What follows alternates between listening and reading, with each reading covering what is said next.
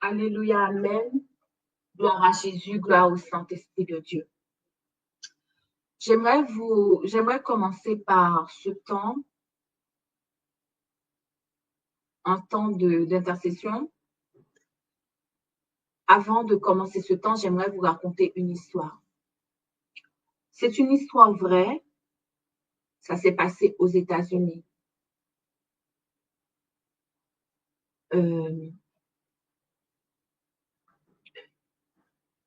Je raconte cette histoire et j'ai encore les larmes dans les yeux.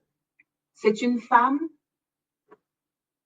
qui avait tout, en fait, elle avait travaillé toute sa vie.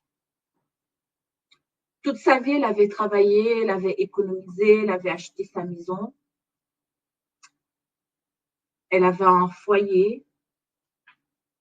Elle avait aussi un mari et elle avait aussi des enfants.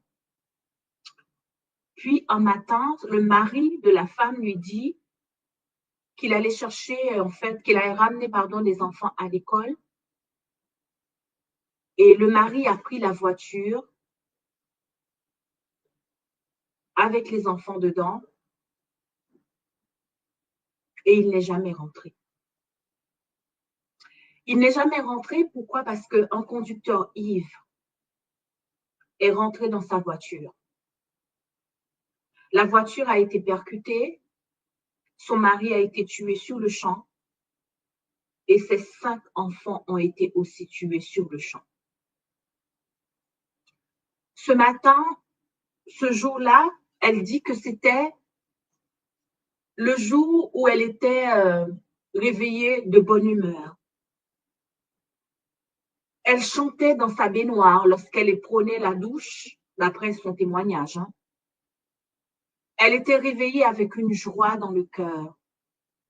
D'habitude, elle dit qu'elle se réveille très mal, mais ce matin-là, elle s'est réveillée avec la joie au cœur. Et elle chantait, elle louait. Elle était dans sa baignoire quand son mari lui a dit « Je vais ramener les enfants » parce qu'elle se préparait pour aller au travail. Les enfants aussi partaient pour l'école. Mais elle ne savait pas que c'était son dernier jour. Elle ne savait pas que c'était le dernier jour qu'elle allait voir le visage de ses 5 enfants. Elle ne savait pas non plus que c'était le dernier jour qu'elle allait voir le visage de son mari. Puis, à 8h30 du matin, tout a basculé dans sa vie. Tout a basculé à 8h30 lorsqu'un conducteur ivre est rentré dans la voiture de son mari.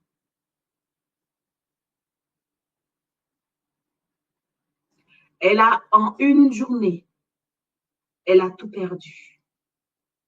En une journée, elle a perdu sa santé. En une journée, elle a perdu son mari, ses enfants. Et en une journée aussi, elle va tout perdre. Parce qu'une année après, elle se retrouve dans la rue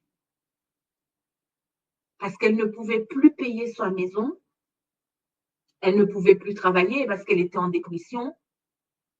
Et comme là où elle vivait, parce que c'est une histoire qui s'est passée aux États-Unis, il n'y a pas d'assurance sociale comme en Europe ou en France, probablement, je ne sais pas. Elle s'est retrouvée dans la rue et elle a tout perdu. Le jour du procès de celui qui avait tué son mari, elle a dit qu'elle ressentait une haine, une colère. Elle a demandé au juge la peine capitale parce que cet homme, en état d'ivresse, lui a volé sa vie, lui a volé son mariage, lui a volé ses enfants.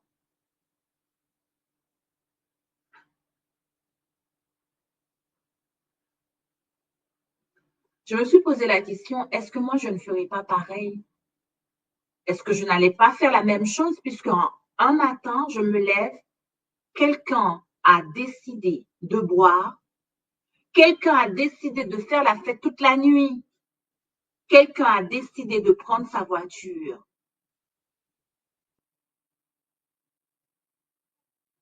en état d'ivresse. Quelqu'un a décidé de conduire et d'ôter la vie de quelqu'un. J'ai un petit parc qui est à côté de la maison. Et puis un jour, j'ai rencontré quelqu'un qui est malvoyant et puis on a commencé à parler de Dieu, de Dieu, de Dieu, de Dieu, de Dieu. Puis un jour, en sortant, une amitié s'est développée. Il faut dire qu'une amitié s'est développée. Puis un jour, en allant dans le parc, j'ai vu quelqu'un qui est ivre, qui ne me connaît plus, qui était vraiment mal au point et qui n'arrivait même plus à marcher.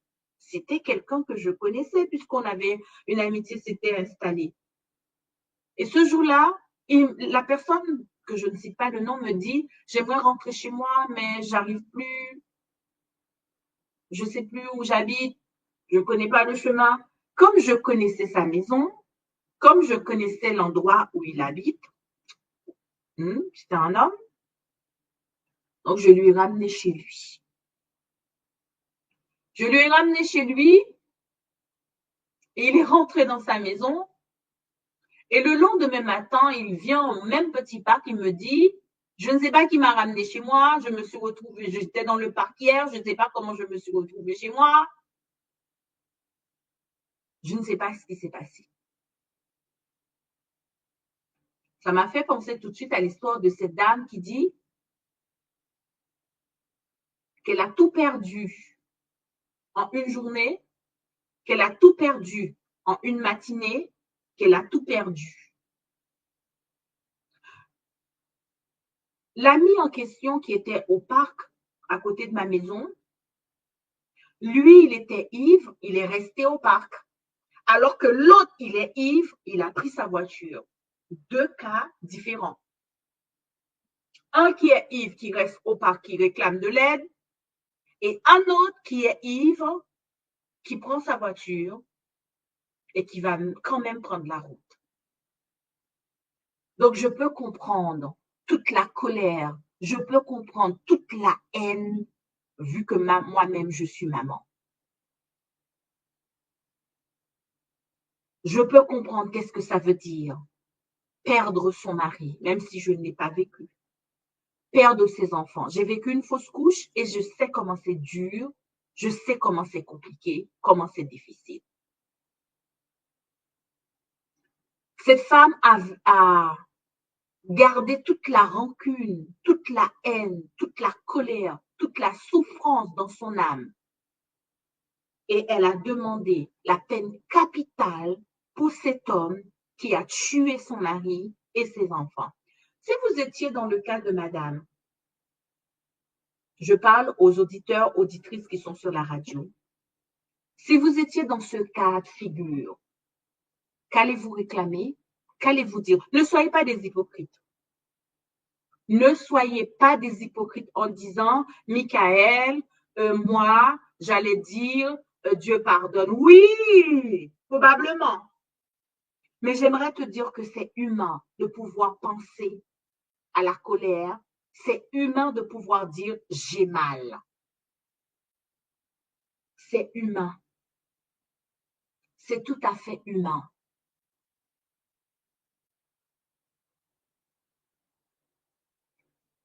Des années ont passé.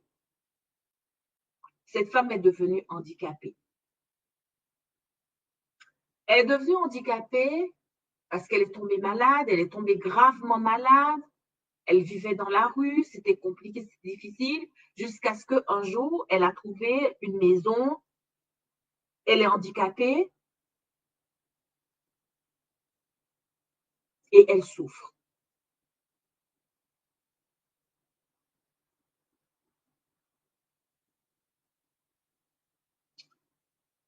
Elle souffre. C'est une femme croyante, c'est une chrétienne. Et elle demande à Dieu de guérir sa maladie. Elle jeûne, elle participe au temps de prière, probablement sur des radios, probablement sur d'autres chaînes, d'autres lignes de prière, je n'en sais rien. Et elle est en colère contre Dieu. Elle est en colère contre Dieu parce qu'elle ne comprend pas. Pourquoi? Pourquoi elle a perdu son mari? Pourquoi elle a perdu ses enfants? Pourquoi elle a perdu son travail? Pourquoi elle a perdu sa belle maison? Pourquoi aujourd'hui qu'elle est malade? Pourquoi elle est en chaise roulante? Pourquoi?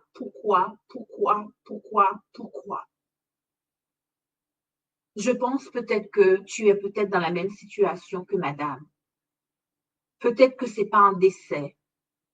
Peut-être que tu es tous les jours attaqué et tu te poses la question, pourquoi? Je n'ai pas la réponse, je ne peux pas te donner une réponse. Mais je sais que Dieu a sa propre réponse et c'est Dieu qui te donnera sa réponse. Mais dans le pourquoi de Dieu, Dieu a toujours une solution. Dans le pourquoi, Dieu a toujours la réponse. Un matin, ce qui va se passer pour elle est génial. Un matin, en écoutant une ligne de prière, le prédicateur va parler de la bonté de Dieu, de la grâce de Dieu, de la fidélité de Dieu. Et le prédicateur demande à ceux qui sont connectés sur la ligne de prière si ces personnes veulent avoir des visites à domicile afin que lui-même il puisse passer prier pour ceux qui ont des cas difficiles. Et elle va accepter, elle va donner ses coordonnées et elle va inviter le prédicateur à passer dans sa maison pour prier pour elle. Elle dit le jour que le prédicateur va arriver, c'est un jour comme tous les autres jours. C'était un jour aussi où elle avait la joie dans le cœur. Alors que des années, elle vivait dans la tristesse, dans la peine. Et ce jour-là, elle avait une joie immense qui était dans le cœur. Lorsque le prédicateur arrive chez elle, il lui demande sur quel sujet tu veux que je prie pour toi. Et elle dit, je veux prier par rapport à ma maladie. Je suis handicapée depuis des années, je suis en situation de handicap. Et j'aimerais que Dieu puisse me guérir.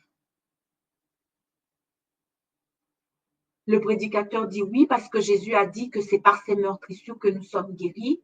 Alors nous allons prier pour ta guérison. Et c'est le prédicateur qui va raconter la suite du témoignage. Il dit que lorsqu'il allait fermer les yeux pour prier, pour demander à Dieu la guérison, une voix lui dit, ne prie pas pour la guérison, mais prie pour le pardon. Ne prie pas pour la guérison, mais prie pour que cette femme puisse pardonner. Ne prie pas pour sa guérison, mais prie pour qu'elle puisse pardonner. Tout à l'heure, vous avez entendu que Flora vous a expliqué qu'il faut marcher par le Saint-Esprit. Si vous ne marchez pas par le Saint-Esprit, vous allez passer à côté.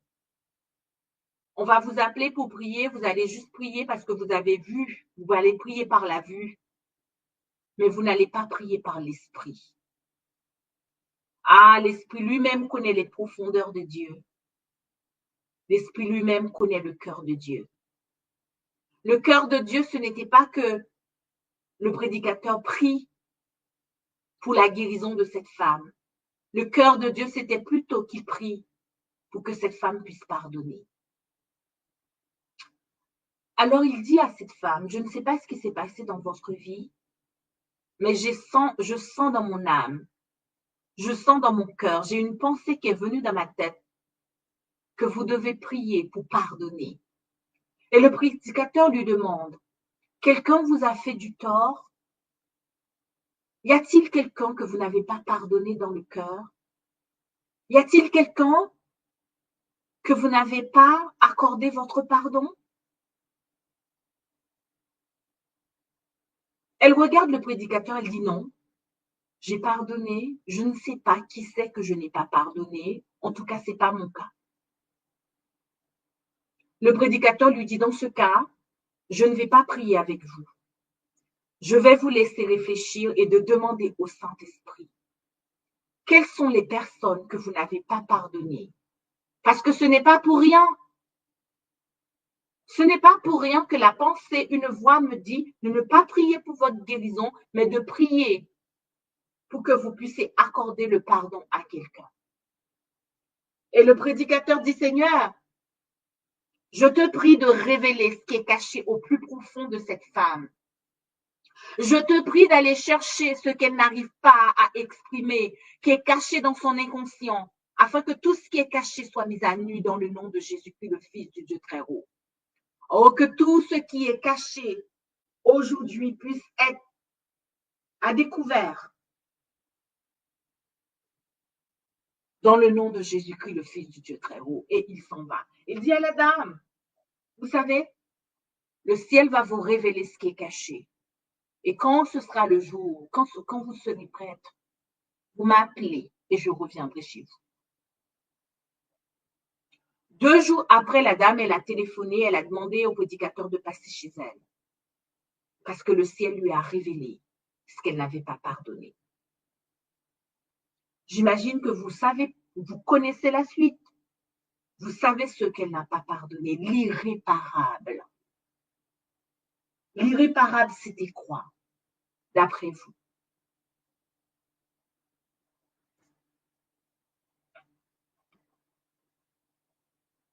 L'irréparable, c'était la mort de son mari, la mort de ses enfants.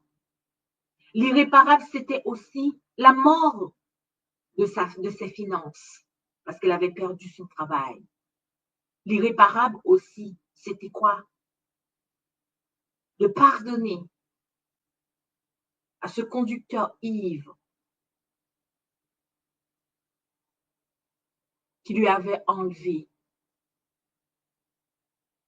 une partie de sa vie.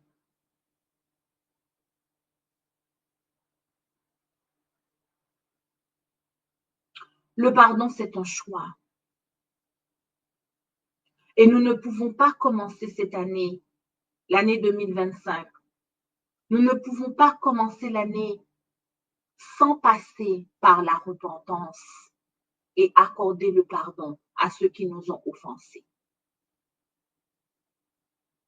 Peut-être que tu as été blessé, maltraité, humilié, violenté. Je ne sais pas. Être victime d'un viol, c'est pas quelque chose qu'on peut pardonner. Être victime d'un père maltraitant, d'une mère maltraitante, d'un mari égoïste, d'une femme égoïste, ce n'est pas facile. Mais le Seigneur nous a dit, pardonnez à ceux qui nous ont offensés. La prière de Jésus, c'est de pardonner. Hein? Le Notre Père nous dit de pardonner à tous ceux qui nous ont offensés. Un mari qui vous a maltraité, un mari qui n'a pas été là pour vous, un mari qui vous a mis à la porte, un mari qui est compliqué, difficile, le Père dit de pardonner. Pardonnez, pardonnez, pardonnez, pardonnez. Quand j'étais plus jeune, quand j'avais l'âge de je sais plus quand j'avais quel âge, mon père a décidé. Il a décidé de dire que je n'étais pas sa fille. Il a décidé de me rejeter parmi tous les autres enfants de ma mère. Et il a décidé de dire à ma mère de faire un choix. De faire le choix entre ma famille, entre ses enfants et moi. Parce qu'il ne peut plus me garder dans cette maison. Qu'est-ce que j'avais fait? J'en sais rien. Et ça a traîné toute ma vie dans la haine, dans la colère et dans une douleur terrible. J'ai quitté ma maison quand j'avais l'âge de 6 ans et je suis partie dans une autre maison adoptive. Entre l'âge de 4 et 6 ans, je ne me rappelle plus, j'ai un trou de mémoire. J'ai quitté ma maison parce que ma mère devait faire un choix. Parce qu'elle avait d'autres bouches à nourrir, parce qu'elle ne travaillait pas et c'est mon père qui pourvoyait aux besoins de la famille. Et mon père lui avait dit de faire un choix et elle devrait sacrifier. Et elle a sacrifié parce qu'elle ne pouvait pas perdre en fait toute sa famille. À l'âge de 6 ans, 7 ans, on n'a pas tellement conscience. On est encore gamin, on est encore gamine. C'est quand on va rentrer dans la période d'adolescence. Et à ce moment-là qu'on va se poser la question, mais pourquoi je suis dans une autre famille? Est-ce que j'ai des sœurs? Oui, on n'avait pas caché que j'avais des sœurs.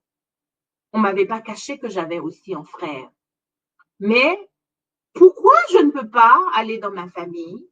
Pourquoi je ne peux pas les voir? Et c'est là la dure question d'un enfant de 12 ans, 13 ans. Et qu'on va apprendre à cet enfant que, en fait, ton père ne veut pas de toi. En fait, ta famille ne veut pas de toi. Et je vais grandir avec toute la haine dans le cœur. La haine que je vais me venger contre ma mère et je vais me venger contre mon père. J'ai grandi avec cette haine de la vengeance que je dois me venger de ma mère et je dois je dois me venger de mon père. Comment une mère peut décider de faire un tel choix? Ah, ça c'était ma question. Oui, je peux comprendre que mon père met une mère qui t'a porté dans le ventre. Comment? Et puis, ce qui m'avait choqué, comment ma mère, c'était ma date de naissance, mon anniversaire, qu'elle ne m'appelait jamais, elle ne connaissait pas ma date de naissance, je ne comprenais pas du tout. Ça, c'est mon histoire. Et ça, c'est l'histoire de la dame que je vous ai racontée. Quelle est votre histoire? Votre mari, votre femme, votre père, votre mère, votre cousin, votre tonton, un cousin qui vous a violé, un tonton qui vous a violé. Quelle est votre histoire? Ah oui. Dans l'Apocalypse, on nous dit que nous allons chanter un cantique nouveau. Quelle est ton histoire? Pour chanter un cantique nouveau, il faut pouvoir dire que j'ai vécu ça et que maintenant, aujourd'hui, Dieu m'a restauré, Dieu a réparé. Quelle est ton histoire? Souvent, nous disons que Dieu m'a sauvé. Mais de quoi Dieu t'a sauvé? Si tu n'es pas capable de dire que Dieu m'a sauvé de telle chose, c'est qu'il y a un problème dans ta vie. Dieu m'a guéri, Dieu m'a restauré. Mais de quoi? C'est ça la puissance de l'évangile. La puissance de l'évangile, c'est de ne pas venir vous raconter des trucs. Dieu m'a guéri, Dieu m'a sauvé. Mais de quoi? Parce que la parole de Dieu déclare, ils l'ont vaincu grâce à leur témoignage. Un témoignage peut ramener des âmes à Jésus. Le témoignage, c'est une puissance pour évangéliser. Mais de quoi? Dieu t'a restauré. De quoi Dieu t'a guéri? De quelle chose? De quelle maladie? De quel cancer? De quelle tumeur? De quoi exactement? C'est ça la puissance de l'évangile. La puissance de l'évangile, c'est pas de venir dire Dieu m'a guéri et puis point barre. Mais de quoi? De quoi? De quoi Dieu t'a guéri? Par quoi tu es passé? C'est ça que j'ai besoin d'entendre pour que quand je vais passer la vallée de Baca, quand je serai en difficulté, de pouvoir m'appuyer sur ta foi en disant que si Dieu l'a fait pour toi, Dieu va le faire pour moi. Si Dieu l'a fait, et de me présenter devant le trône de Dieu en disant Dieu, tu l'as fait pour Marie, alors tu vas le faire pour moi aussi parce que tu l'as fait, parce qu'il y a une puissance dans le témoignage. Qu'est-ce qui est irréparable dans ta vie? Qu'est-ce que tu n'arrives pas à pardonner? Qu'est-ce qui s'est passé? Qui gardes-tu encore dans ton âme, dans ton cœur, dans ta pensée? Moi, j'ai gardé mon père des années, des années, des années, des années, des années. Des années de haine, je l'ai gardé dans mon cœur. Ma plus grande vengeance, je disais, c'est quand je serai grande de pouvoir tuer mon père avec mes propres mains. Ça, c'est ce que j'avais dit. Soit par la sorcellerie, ou soit par autre chose. Ah oui, je ne vous le cache pas. Ça, c'était moi avant de rencontrer le Christ. Et vous? Mais il a fallu qu'un jour je puisse rencontrer l'homme de Golgotha à 26 ans. dans ma chambre. À 26 ans, je vais rencontrer cet homme qui dit « Dépose tes armes, Michael. Dépose tes armes. » Quelles sont tes armes? Mes armes, c'était quoi? Je veux me venger. Mes armes, c'était quoi? Il m'a fait de la peine. Mes armes, c'était quoi? Je ne lui ai rien demandé. Mes armes, c'était quoi? Si tu ne veux pas d'enfant, tu n'avais pas qu'à faire d'enfant. C'était ça, mes armes. Les armes, c'était il doit payer pour toute la souffrance. Il doit payer pour tout ceci. Il doit payer. C'est pour tout ce qu'il m'a fait. Le violeur qui t'a violé, il n'avait pas le droit de le faire. Mon père qui m'a abandonné n'avait pas le droit de le faire. Ton mari qui t'a maltraité n'avait pas le droit de le faire. J'aimerais te le dire. Parce que souvent, quand on traverse une souffrance, il y a des gens qui n'aiment pas écouter la souffrance des autres. Ce que tu as vécu, c'était injuste. La perte de ton mari, la perte de ta femme, c'est cruel. Et Dieu comprend ce que tu vis. La première chose que quand Dieu m'a parlé, il m'a dit, je comprends ta douleur et ça me fait de la peine. Hein? Il m'a dit, ce que tu as vécu là, ça m'a attristé au plus profond de mon être. Ça m'a fait de la peine. Ça m'a attristé le jour que ton père avait pris la décision de te renvoyer, le jour que ton père avait pris la décision que tu n'étais pas sa fille. Ça m'a attristé le cœur, ça m'a bouleversé et ça m'a fait mal. Je n'étais pas pour cette décision. Le jour que le chauffeur a tué ton enfant, le jour que le chauffeur a tué ta femme, Dieu était malheureux, son cœur était attristé. Le jour que tu as perdu ton foyer, Dieu était malheureux et son cœur aussi était attristé. Le jour que tu as perdu ton travail, j'aimerais te dire que Dieu est attristé de voir ta situation, que le cœur du Père, il souffre. Il souffre parce que tu as perdu ton enfant. Il souffre parce que tu n'arrives pas à trouver du travail. Il souffre parce que quelqu'un a utilisé ton nom pour te calomnier. Il souffre parce qu'il voit ce que tu es en train de vivre. Il souffre. Le cœur du Père est en souffrance et il pleure parce que ce que tu as vécu est grave, était grave. Souvent, en accompagnant les victimes ou ceux qui ont vécu des traumas, nous faisons plus de mal parce que nous ne connaissons pas ces genres de choses, de dire aux gens que le cœur du Père est attristé. Le cœur de Dieu est triste de ce que tu as vécu. Le cœur de Dieu en souffre de ce que tu as vécu. Ce que tu as vécu, le ciel l'a qualifié de crime grave. Et c'est pour ça la Bible nous dit l'iniquité des pères, l'iniquité, la Bible parle de l'iniquité et la Bible parle de péché. C'est pas la même chose entre iniquité et péché. Iniquité et péché, c'est pas la même chose. Iniquité, c'est des actes graves qui ont été faits.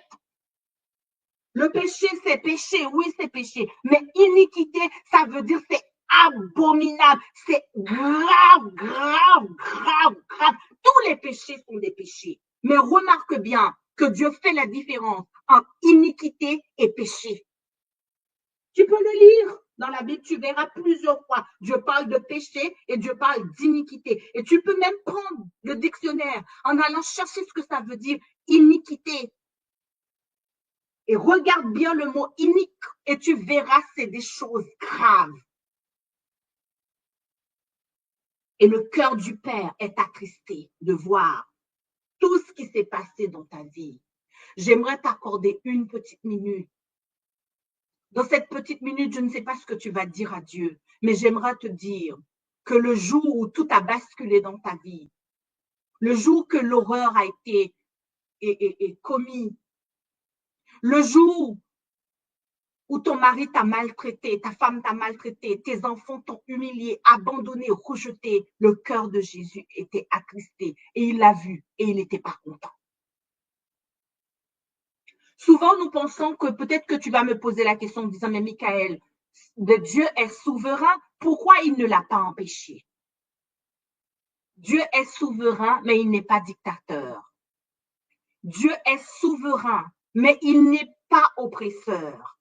Dieu est souverain, mais il nous donne à tous la capacité et le choix de choisir et de décider. Si tu as décidé de ne pas donner ta vie à Jésus, Dieu ne fera absolument rien malgré qu'il est souverain. Si tu décides de ne pas pardonner, malgré Dieu est souverain, il ne peut pas t'empêcher de pardonner. Il ne peut pas t'obliger, de pardonner. Celui qui va commettre l'irréparable, Dieu l'a vu. Il peut l'empêcher, mais il n'est pas un dictateur. Il peut l'empêcher, mais il n'est pas un oppresseur. Parce que quand le soleil va se lever, tant que tu ne connais pas ce caractère de Dieu, de la justice de Dieu, tu ne peux pas comprendre le ciel. Quand le soleil se lèvera, quand le soleil va se lever ce matin, ou cet après-midi, ou ce soir, là où vous êtes, quand le soleil va se lever, il va se lever pour les bons, il va se lever pour le méchant. Celui qui va tuer son voisin, le soleil va quand même se lever. Malgré Dieu est bon, il y a des choses que Dieu ne peut pas empêcher. Parce que Dieu nous laisse la capacité, la volonté de dire oui ou de dire non. Dans sa souveraineté de Dieu, il regarde, mais il n'est pas d'accord. Dans la souveraineté de Dieu, il entend, mais il n'est pas d'accord. Dans la souveraineté de Dieu, il n'est pas d'accord que tu ne seras pas sauvé. Parce que c'est ton choix, il va accepter ton choix, mais il n'est pas d'accord. Il n'est pas d'accord qu'au matin de la résurrection finale, tu ne seras pas là avec lui. Il n'est pas d'accord qu'au matin de la résurrection finale, tu ne seras pas au ciel avec lui. Mais c'est ton choix et il doit le respecter.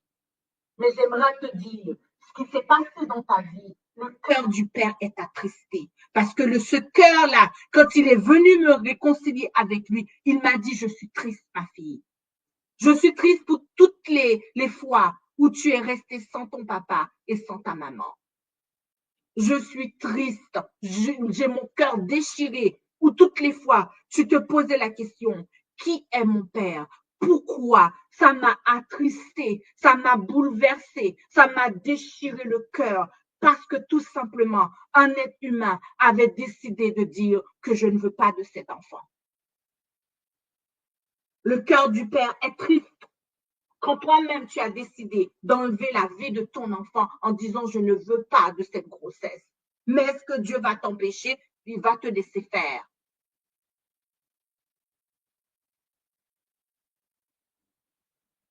J'aimerais t'accorder 1 minute pour prier. La guérison des traumas, la guérison des traumatismes. Moi, je travaille en tant que thérapeute. Je suis dans la psychologie en tant que thérapeute conseil conjugal familial. La parole est guérissante.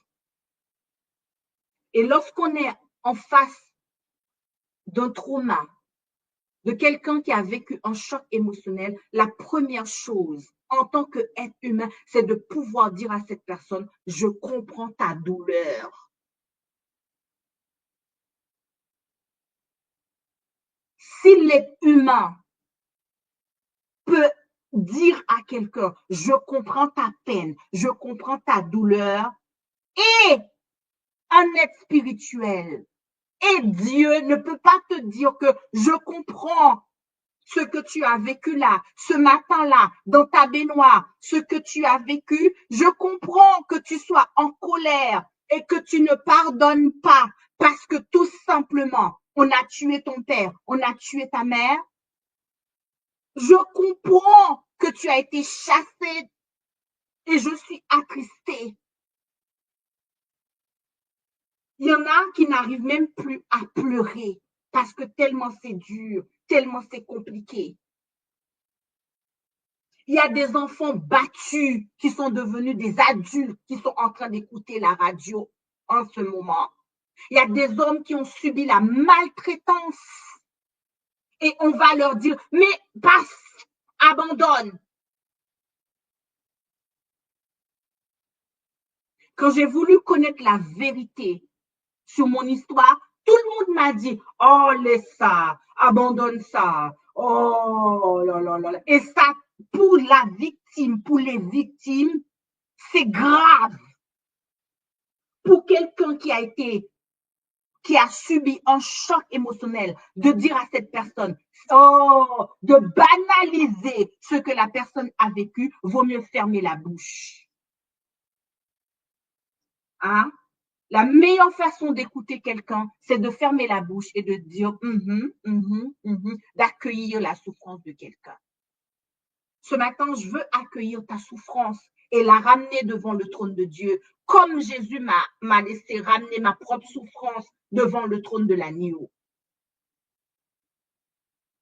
Je veux te donner l'occasion. Ne quitte pas parce que j'ai pas fini encore. Ne décroche pas parce que j'ai pas terminé encore. Ne raccroche pas. Ne laisse pas la chaîne YouTube parce que aujourd'hui, je ne prétends pas être la guérison, mais Jésus est la guérison et Jésus est avec nous et le processus, les étapes de la guérison commencent aujourd'hui. Et ça commence maintenant. Et cette journée de jeûne, de prière a été planifiée que pour toi, parce que le ciel veut régler cette histoire avec toi. Le ciel veut te dire ce qui s'est passé dans ta vie. Hein, Dieu était malheureux et il était triste. Et j'ai répondu peut-être en partie à ta question, le pourquoi. Le pourquoi que Dieu a laissé faire.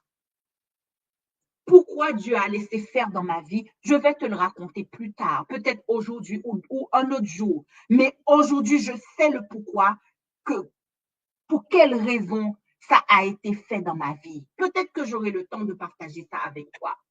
Je ne sais pas. Ou un autre jour. Mais en tout cas, le pourquoi, la question du pourquoi, le Christ l'a répondu dans ma vie et j'ai été satisfait. Et j'ai été bénie et ça a été une source de guérison en moi. Alors que quand je disais le pourquoi, toute ma maison, toute ma famille, les gens, mon entourage ont étouffé le pourquoi en me disant stop, ne pose pas de questions, c'est comme ça. Alors que quand j'ai posé la question à Dieu, pourquoi? Il ne m'a pas répondu tout de suite parce que je n'étais pas capable d'entendre la réponse. Il m'a répondu des années après, parce que des années après, j'étais en capacité de comprendre le conflit cosmique. C'est le conflit cosmique qui va me donner la réponse à ce qui s'est passé dans ma vie. Je vais t'accorder 2 minutes. 2 minutes pour ceux qui n'ont pas pleuré, qui n'ont pas fait de deuil. 2 minutes pour ceux qui ont vécu de la souffrance. 2 minutes pour ceux qui ont été rejetés, piétinés, déchirés, abîmés. Il y a des âmes qui sont morcelées, coupées en miettes morceaux. Il y a des âmes qui sont dans la souffrance. Il y a des cœurs qui sont brisés, déchirés, abîmés, qui ne peuvent même pas être cousus par les humains. Il y a des cas, même la psychologie ne peut pas récupérer. Il y a des cas, même le psychiatre ne peut rien faire. Il y a des cas que la science a déjà déclaré forfait. Parce que c'est des cas graves et impossibles. Je t'accorde 2 minutes. 2 minutes pour prier. Parce que nous sommes dans une demi-journée de jeûne et de prière. Jeûne et prière, c'est écrit. C'est pas écrit que demi-journée de jeûne, point barre, mais et prière. Prie. Prie. Prie. La Bible nous dit, si quelqu'un est malade, qu'on appelle les anciens. Les anciens, c'est pas ceux qu'on déclare anciens de l'Église. Les anciens, c'est ceux qui ont de la maturité spirituelle. C'est eux les anciens. Tu peux appeler un ancien qui ne connaisse absolument rien dans la guérison de l'âme. Tu peux appeler un ancien qui ne connaisse absolument rien de la guérison du cœur. Les anciens, c'est celui que Dieu va te demander d'appeler, qui connaît, qui sait comment traiter cette histoire-là. Je t'accorde 2 petites minutes pour prier. Qu'est-ce que tu vas dire? Je ne sais pas. Mais le Saint-Esprit est avec toi. Il saura quoi dire. 2 minutes pour prier.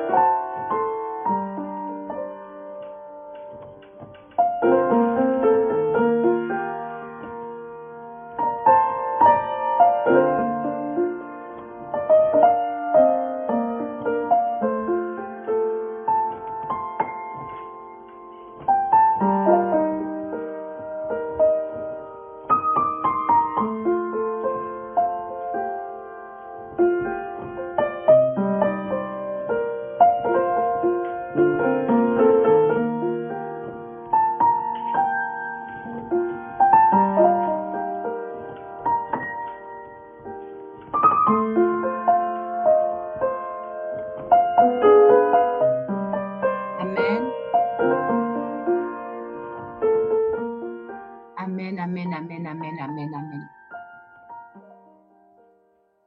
La première question que j'aimerais en fait te poser, pour ceux qui sont en thérapie avec moi, ils savent que j'aime bien poser cette question. Comment ça va? Après cette première prière, comment tu te sens? Est-ce qu'il y a quelqu'un qui veut dire quelque chose? Quelqu'un qui veut écrire? Qui veut dire que je me sens mal? Je me sens pas bien après cette première prière?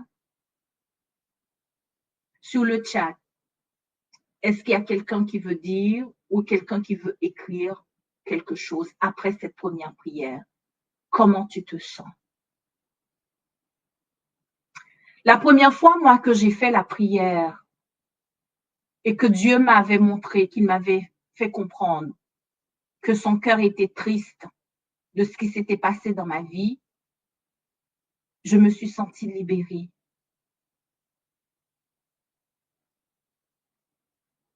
Mon cœur a été soulagé d'entendre que Dieu n'était pas content. Dieu n'était pas content. Dieu n'était pas derrière cette histoire. Ce n'était pas la volonté de Dieu. Nous avons toujours tendance à dire que tout ce qui nous arrive, c'est la volonté de Dieu. Non, tout n'est pas la volonté de Dieu. Si tu n'es pas sauvé, ce n'est pas la volonté de Dieu. Celui qui va tuer là, ce n'est pas ça la volonté de Dieu. La volonté de Dieu est claire dans sa Bible. Tu ne tueras point, tu ne voleras point. Celui qui a cambriolé ta maison, ce n'est pas la volonté de Dieu. Arrête de croire et de dire que tout c'est la volonté de Dieu. Tout n'est pas la volonté de Dieu. Même si Dieu n'a pas fait, même si Dieu a laissé faire, mais ce n'était pas sa volonté à lui. Parce que la volonté de Dieu, quand nous lisons la Bible, c'est que je veux que tu prospères à tous égards. Il ne veut pas que nous soyons tristes. Ce n'était pas la volonté de Dieu pour moi. Et en tout cas, pour ta part, ce n'était pas non plus la volonté de Dieu. Et si on a le temps, je peux encore analyser avec toi pour te montrer que ce n'est pas la volonté de Dieu. Ce n'était pas la volonté de Dieu pour moi. Et ce n'était pas non plus la volonté de Dieu pour cette femme qui a perdu son mari, ses enfants, sa maison.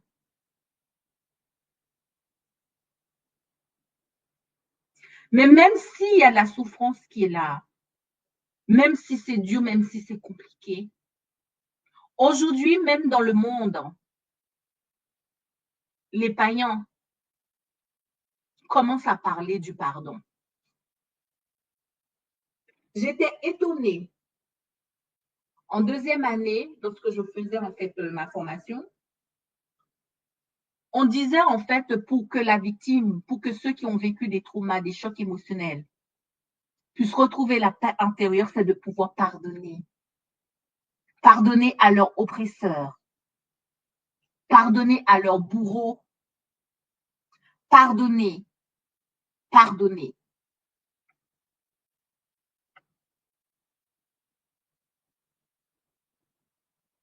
Ce qui s'est passé dans ma chambre à 26 ans, j'avais 26 ans un soir, c'est que le Saint-Esprit m'a dit, tu pardonnes ma fille. Je sais ce que tu as vécu était grave. Et je n'étais pas d'accord. Mais je veux que tu pardonnes. Je veux que tu pardonnes. Ce sera ton choix à toi. Mais je veux que tu pardonnes. Ce qui s'est passé aussi pour cette dame aux États-Unis qui avait perdu son mari, c'est que Dieu voulait aussi qu'elle pardonne, qu'elle accorde le pardon à celui qui avait ôté la vie. Dans Nombre 28, je vais le lire rapidement pour vous. Nombre 28, le verset 17, le verset 14, il dit, c'est Dieu qui parle aux Israélites et il leur demande de faire des libations. Et il donne en fait les ordonnances par rapport à la libation. Il dit, les libations seront d'un demi de vin pour un taureau, d'un tiers de 1 pour un bélier, d'un quart de 1 pour un agneau. C'est l'holocauste du commencement du mois. Écoutez bien cette parole. Il dit, c'est l'holocauste du commencement du mois. C'est l'holocauste du commencement du mois pour chaque mois, pour tous les mois de l'année. Nous ne devons pas commencer les mois de l'année sans demander à Dieu qu'est-ce qu'il veut. Chaque mois ramène son lot de souffrance, de joie, de guérison, de paix, de maladie. Avant de commencer le mois, Dieu demande aux Israélites de faire les libations d'une demi-1 de vin, de demi-un de vin pour un taureau, d'un tiers de vin pour un bélier, d'un quart de un pour un agneau. C'est l'holocauste pour un agneau. C'est l'holocauste du commencement du mois. Et nous avons commencé le mois de janvier. Et pour cette demi-journée de jeûne et de prière, nous faisons l'holocauste. Nous faisons notre purification.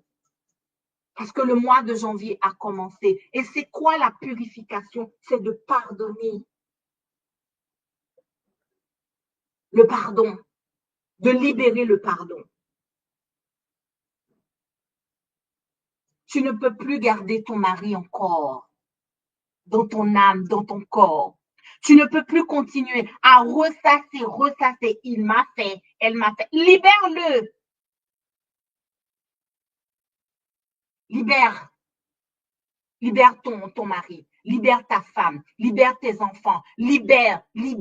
Je parle à quelqu'un. Libère quelqu'un dans ton âme. Libère. Ce qu'il a fait ou ce qu'elle a fait est dur, mais libère. De libérer, c'est de juste de dire, j'ai décidé de pardonner.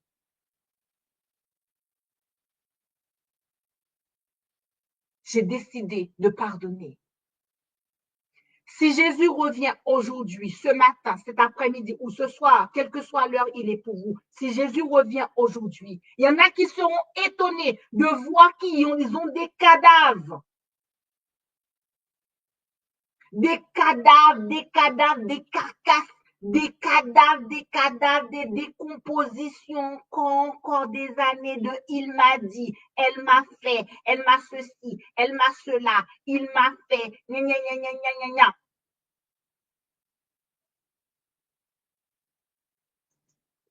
Je pardonnerai jamais. Ça, c'est moi, ça. J'avais dit ça pour mon père. Je te pardonnerai jamais.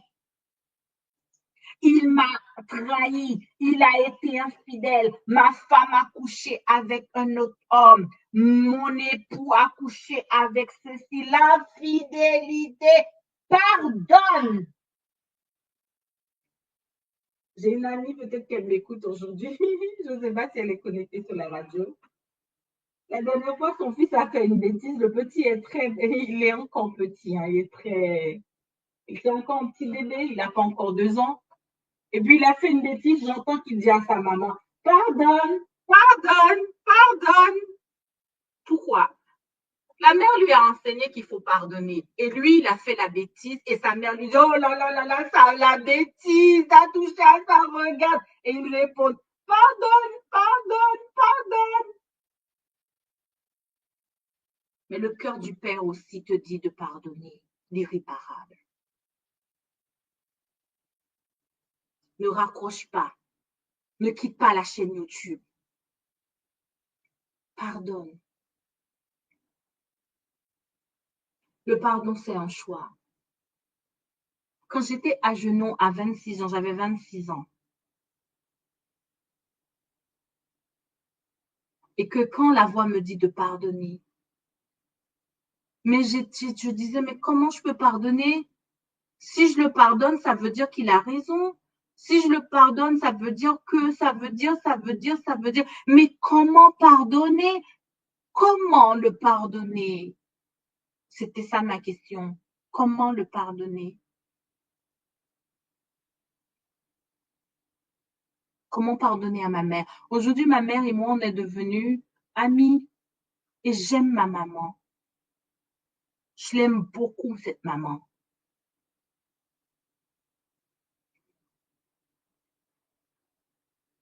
Ma mère et moi, c'est mon amie. Mais comment pardonner? J'aimerais te dire que c'est un choix, c'est juste de dire je pardonne. C'est dur, c'est difficile, mais j'aimerais que tu puisses le dire je pardonne. Je pardonne. Lindia, est-ce que tu peux juste écrire pour nous sur le chat ou même afficher ça? Je pardonne. Je pardonne. Est-ce que tu peux l'afficher pour nous, Lindia? Je pardonne. Tu peux répéter ça? Je pardonne. Lève-toi et répète ça. Je pardonne. Je pardonne. Je pardonne. Je te laisse prononcer ça. Je pardonne.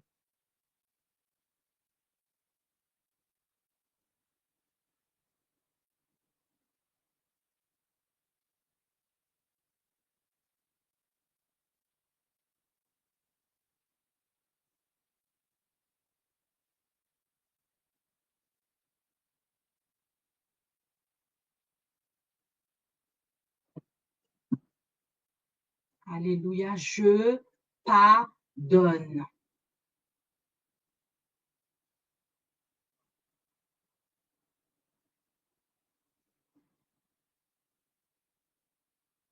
Lévitique 19, le verset 18 déclare, Lévitique 19 pour ceux qui veulent écrire, Lévitique 19, le verset 18 déclare, ne vous vengez pas et ne vous souvenez pas avec colère des fautes des gens de votre peuple.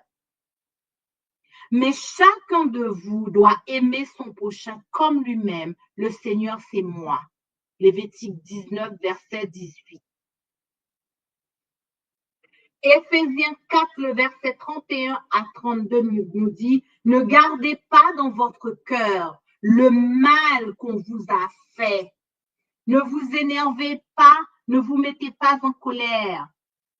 Faites disparaître de chez vous les cris, les insultes, le mal sous toutes ses formes. Soyez bons les uns pour les autres. Ayez un cœur plein de tendresse.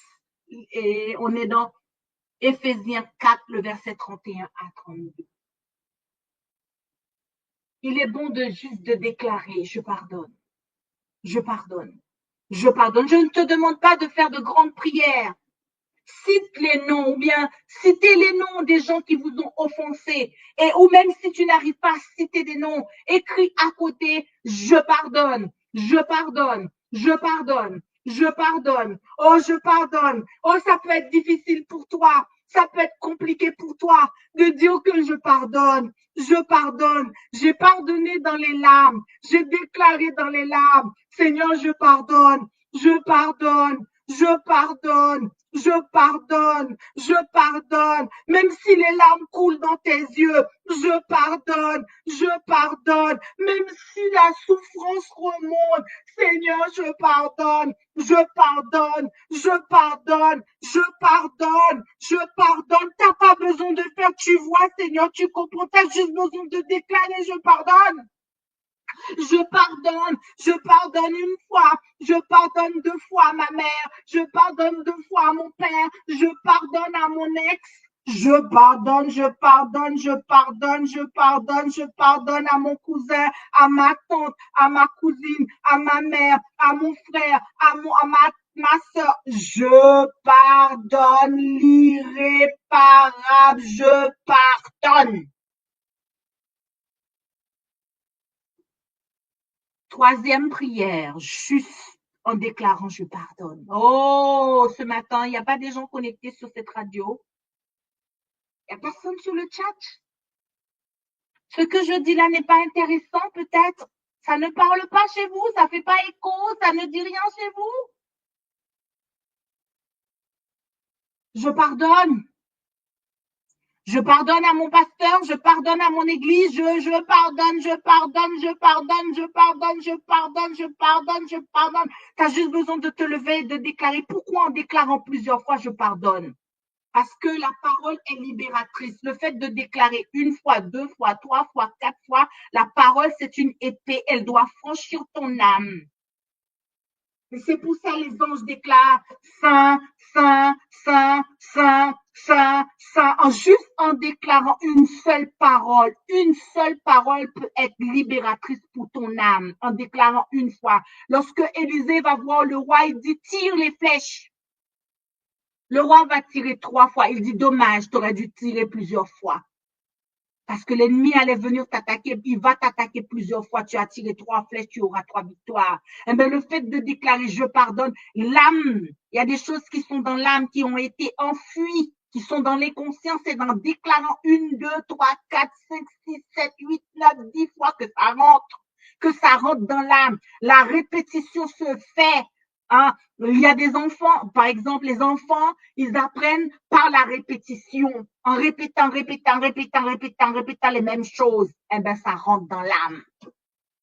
Je pardonne, je pardonne, je pardonne, je pardonne. Y a-t-il quelqu'un qui veut déclarer je pardonne, je pardonne, je pardonne, je pardonne, je pardonne, je pardonne, je pardonne, je pardonne, je pardonne, je pardonne, je pardonne ce matin, je pardonne à midi, je pardonne ce soir, quelle que soit l'heure, je pardonne, je pardonne, je pardonne. Troisième prière.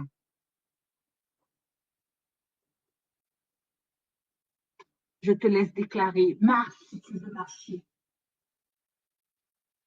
Fais le tour de ta maison. Comme tu fais en Jéricho, marche et déclare, je pardonne, en citant les noms. Gabriel, je te pardonne. Mireille, je te pardonne. Nadine, je te pardonne. Nathan, je te pardonne. Elias, je te pardonne. Je sais pas, Mathis, je pardonne. Javier, je te pardonne. En déclarant, je pardonne.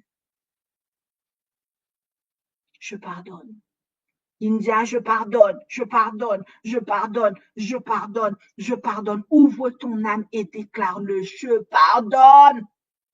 Je pardonne, quelle que soit la longueur, la blessure, je pardonne.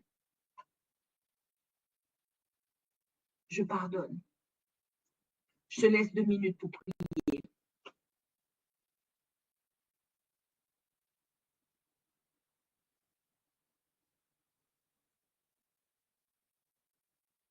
Deux minutes que je t'accorde pour prier.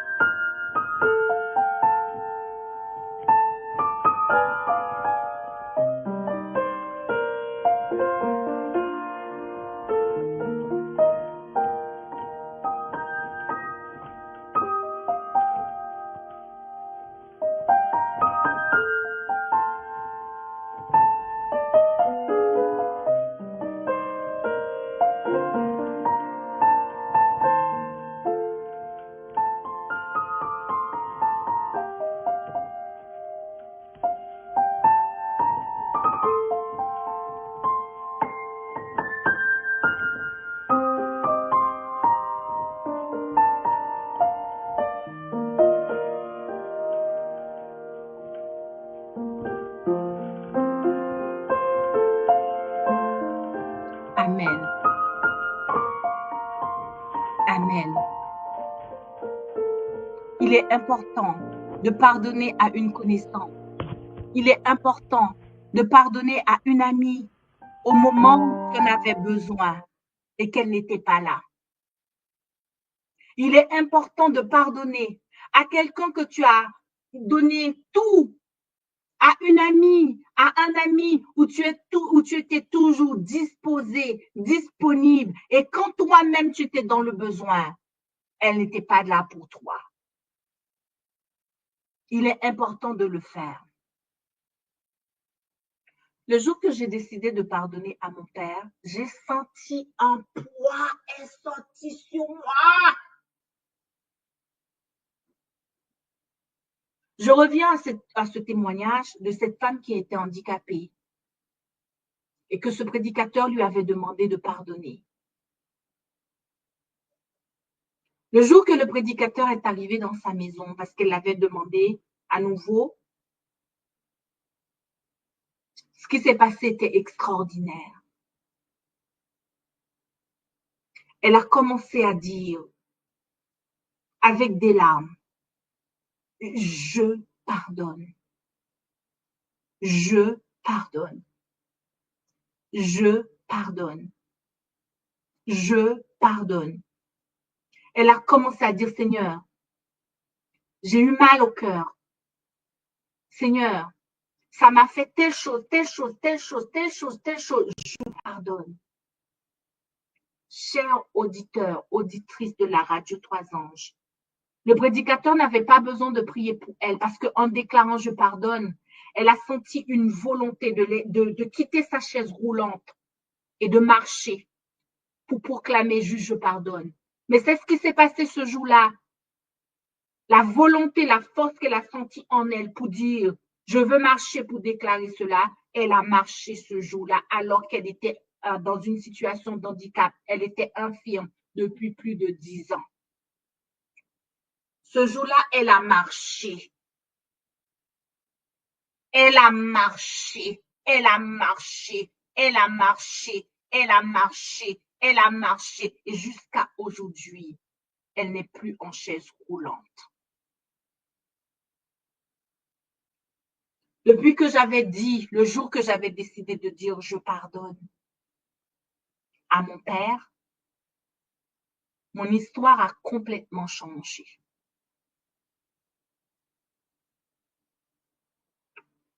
Ton mari qui t'a frustré, qui n'avait pas fait la vaisselle, et que tu as gardé ça depuis, et que tu sors ça encore,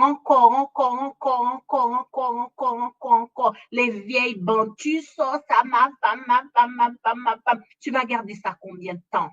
Tu vas encore garder ça jusque dans la tombe? Ta copine, là, tu vas la garder encore. Elle m'a fait ça, elle m'a dit ça, elle m'a ceci, elle m'a cela. Hein?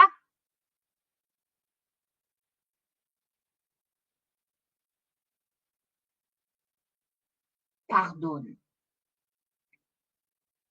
Pardonne. Pardonne. Souvent, des fois, il faut même se pardonner à soi-même. J'avais déjà parlé de ça parce qu'un jour, on m'a dit oui, mais c'est des philosophies, des ceci, des cela, qui viennent de l'Inde, qui viennent du bouddhisme, qui viennent de ceci, qui viennent de cela. C'est faux, chers auditeurs, chères auditrices. Quand on ne pardonne pas à soi, qu'est-ce qui va se passer? On a de la culpabilité. La culpabilité, c'est quand on ne pardonne pas à soi. Comment j'ai pu? Comment? La culpabilité, chers auditeurs. Tous ceux qui ne connaissent pas ce domaine de la psychologie, qui vont commencer à râler pour dire que ça vient de l'Inde, ça vient des bouddhistes, ça vient de ceci, ça vient de cela. C'est une fausse doctrine. La culpabilité, c'est le fait de ne pas pardonner à soi-même et de dire, mais comment j'ai pu faire ça? Et de pouvoir dire, je m'autorise à dire, Michael, ce que tu as fait est grave, mais Jésus t'a pardonné, alors accepte le pardon de Dieu. La culpabilité peut t'empêcher de recevoir le pardon de Dieu et de dire que je pardonne à moi-même. Souvent, le bourreau, c'est toi-même le bourreau. C'est toi-même qui a bu de l'alcool. C'est toi-même qui a tué. C'est toi-même qui a égorgé. C'est toi-même qui a volé. C'est toi-même qui a kidnappé. Souvent, c'est à toi-même que tu dois pardonner. Parce qu'on va dire que l'autre t'a fait, l'autre t'a dit, l'autre t'a ceci. Mais toi, tu n'as pas fait. Toi, tu n'as pas dit. Un jour, le ciel m'a dit, j'ai dit, Dieu, Quels sont les péchés que je n'ai pas confessés? Hey, Dieu va me dire, regarde, quand tu avais 14 ans, tu as insulté cet homme, tu as insulté cette femme, tu as fait ceci. Ce jour-là, mon cœur était attristé. Et Dieu dit, pardonne. La culpabilité qui est dans ton cœur, c'est le fait que toi-même, tu commences à te poser, mais comment j'ai pu faire ça? Comment j'ai pu dire ça? Pardonne et reçois le pardon. Le paralytique qui était malade, que Jésus a guéri, il souffrait de quoi? De culpabilité.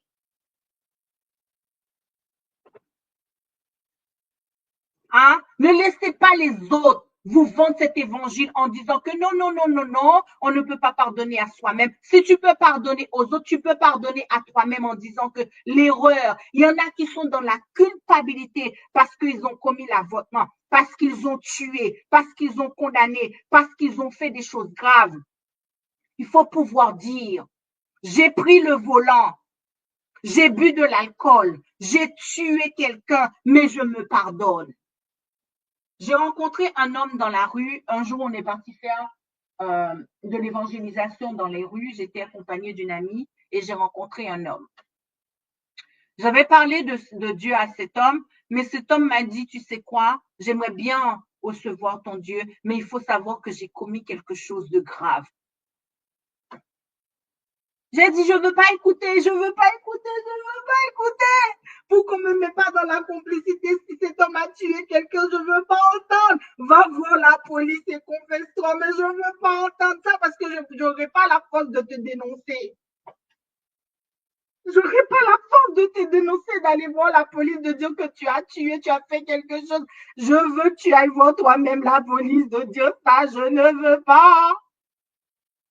Il m'a dit, oh là là là là, Michael. Cet homme vivait des années dans la culpabilité. Pourquoi? Parce qu'il y avait un décès dans sa famille. Ce n'était pas lui qui avait commis le décès. C'était pas lui qui avait tué. Mais le fait qu'il n'avait pas porté secours, le fait qu'il n'avait pas pu assister cette personne, c'était une personne qui vivait dans la dépression et cette personne a pris des médicaments pour se suicider. Et ce jour-là, lui, il n'avait rien fait parce que la personne lui avait dit, oh, mais j'ai envie de me suicider, j'ai envie de me ceci, mais cela. Lui, il a banalisé ça. Il a cru que la personne n'allait pas faire ça. Il a banalisé ça. Il n'a pas pris les choses au sérieux. Il n'a pas été appelé, d'après en fait sa culpabilité, il devrait agir, devrait appeler les pompiers, devrait appeler les psychologues, devait le ramener à l'hôpital, devait le ramener à ceci, devait le ramener à cela, parce que la personne disait tous les jours, je vais me suicider, je vais me suicider, je vais me suicider, et puis un jour, cette personne est passée à l'acte. Et puis lui, il vit dans cette culpabilité de n'avoir rien fait. Ça peut être ton cas. Ça peut être même ton cas qui a tué quelqu'un. L'apôtre Paul, avant c'était Saul, il avait tué. Moïse aussi avait tué. Moïse avait ôté la vie d'un Égyptien. La culpabilité fait en sorte que Judas, qui ne s'était pas pardonné à lui-même, il est passé à l'acte. Là, je parle dans le cas de on t'a fait, mais je parle aussi dans le cas où tu as fait à quelqu'un et que tu as violé quelqu'un. Pardonne. En disant, aujourd'hui, ce que j'ai fait là, je me pardonne à moi-même. Je me pardonne. Je me pardonne. Je me pardonne. Je me pardonne, je me pardonne. Des années après, j'avais besoin de déclarer ça pour moi-même parce que je n'ai pas compris pourquoi des années, j'étais dans la haine de mon père.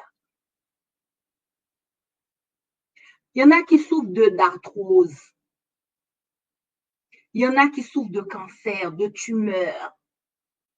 Il y en a qui souffrent de douleurs, de migraines chroniques, d'insomnie, Pourtant, c'est juste un pardon qui n'a pas été accordé à quelqu'un. C'est juste aussi une culpabilité qui n'a pas été dévoilée. Ah, je te dis, aujourd'hui, il va se passer des guérisons. Il y en a qui vont peut-être m'appeler, qui vont témoigner, qui vont venir dire, il s'est passé quelque chose pour moi. Il y a une migraine chronique qui va te quitter. Il y a l'insomnie qui va partir. Il y a l'arthrose qui va s'en aller. Parce que tu vis dans la culpabilité d'avoir enlevé la vie, la culpabilité d'avoir avorté, la culpabilité d'avoir tué, la culpabilité d'être dans la médisance, la culpabilité de quelque chose. Cette culpabilité, ça va sortir, ça va s'en aller. Par le nom de Jésus-Christ de Nazareth, la culpabilité va te quitter. Je parle dans les deux sens, au bourreau et à la victime. Au bourreau et à la victime. La victime, tu pardonnes. Au bourreau, reçois le pardon. Parce qu'on devient un coup bourreau et on devient un coup victime. Un coup, c'est nous le bourreau, un coup, on devient la victime.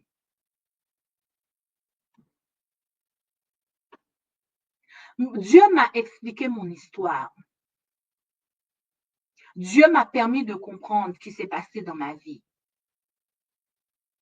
Quand le diable a vu ma naissance, quand le diable a vu que cette grossesse-là, parce que ma mère, elle a eu plusieurs enfants, mais cette grossesse-là était différente.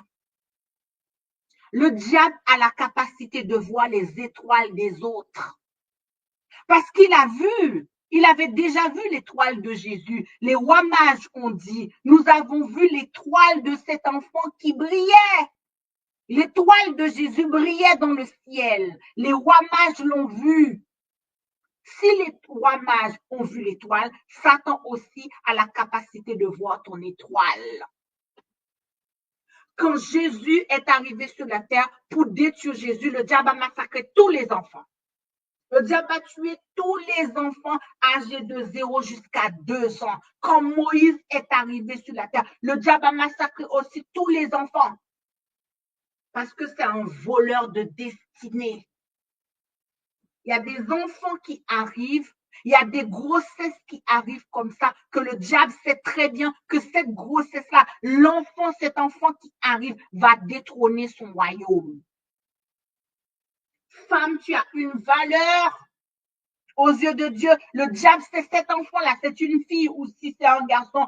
Il va me causer du tort dans mon royaume. Bon, je vais commencer à détruire cet enfant très, très jeune. Eh bien, c'est ce qui s'est passé pour moi.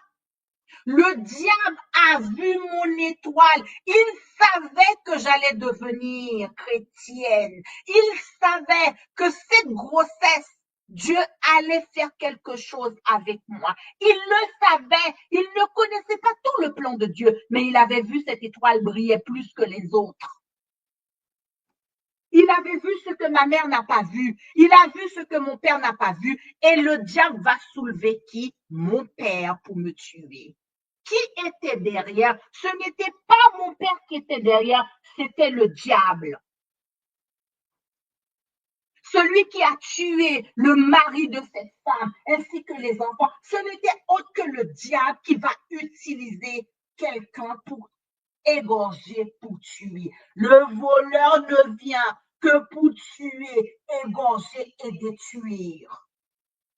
Quand tu as fini de passer ton moment de prière, quand tu as fini de passer ton moment dans le jeûne et dans la prière, le diable dit, celle-là, elle m'embête, je vais la maltraiter. Par qui? Le diable va utiliser quelqu'un. Le diable va utiliser soit ton mari, soit ta mère, soit ta femme, soit tes enfants, soit ton mariage, soit quelqu'un d'autre. Un jour, tu peux devenir bourreau sans le savoir si tu ne pries pas. Tu peux devenir bourreau sans le savoir si tu n'intercèdes pas. Et souvent, je demande au diable de ne pas utiliser ma bouche pour maudire mes enfants, de ne pas utiliser ma bouche pour maudire mon mariage, de ne pas utiliser mon corps pour maudire ma maison. Un jour, mon mari est entré à la maison. J'ai été en colère contre lui. Qu'est-ce qui s'est passé? Tous les souvenirs qu'il n'avait pas fait la vaisselle, qu'il n'avait pas bien nettoyé la maison, qu'il n'avait pas ceci, tout est remonté quand il rentre à la maison. Hey, c'était la guerre. La guerre, la guerre, la guerre, il m'a énervé, il m'énerve, il ceci, il cela, c'était la guerre. Et puis je vais dans la presse, je dis, Seigneur, comment ça se fait que ça fait 2 jours, je ne le supporte pas, je ne le supporte pas. Qu'est-ce qui se passe chez moi? Il me dit, ma fille, t'es juste attaquée. Le diable se sert de toi pour le détruire. Et je dis au diable, mais attends, tu te sers de moi pour détruire mon mari, Satan? Le diable s'est servi de ton pasteur pour te détruire. Le diable s'est servi de ton frère pour te détruire. Le diable s'est servi parce que nous sommes dans un conflit cosmique. Dans ce conflit cosmique, le diable cherche des âmes pour te tuer, pour t'accaparer, pour te détruire. Et il va utiliser les âmes pour te tuer. Ah, pense que c'est ton mari, pense que c'est ta soeur, pense que c'est ton copain, pense que c'est ta mère, pense que c'est ton père. Le diable va utiliser les gens pour tuer, égorger et voler. Ne laisse pas le diable te voler.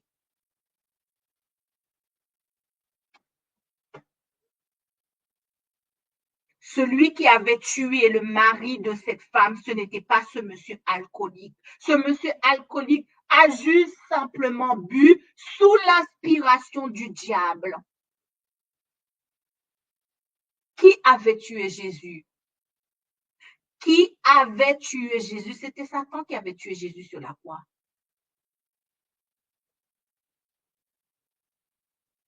Hein? La Bible dit, vous n'avez pas à lutter contre la chair et le sang. Ne vous trompez pas d'ennemi. Votre ennemi, ce n'est pas moi. Ton ennemi, ce n'est pas l'India. Ton ennemi, ce n'est pas la radio 3 ans. Ton ennemi, ce n'est pas le ministère. Ton ennemi, c'est qui? Ce n'est pas ton mari, c'est le diable. C'est lui qui est derrière tout ça.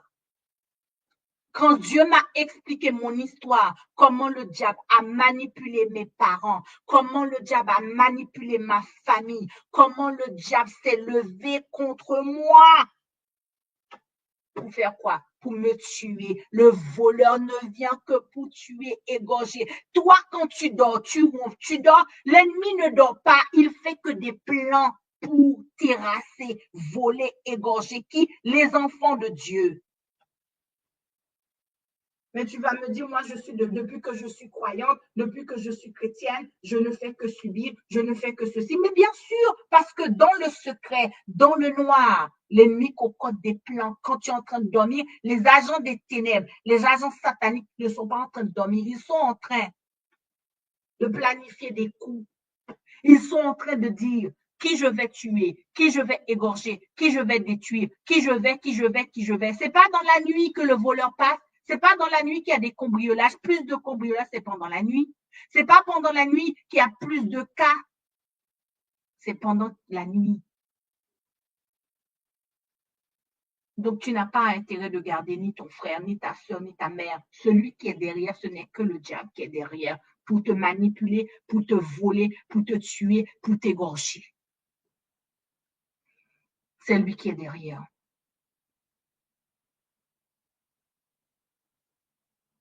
C'est lui. C'est lui qui est derrière.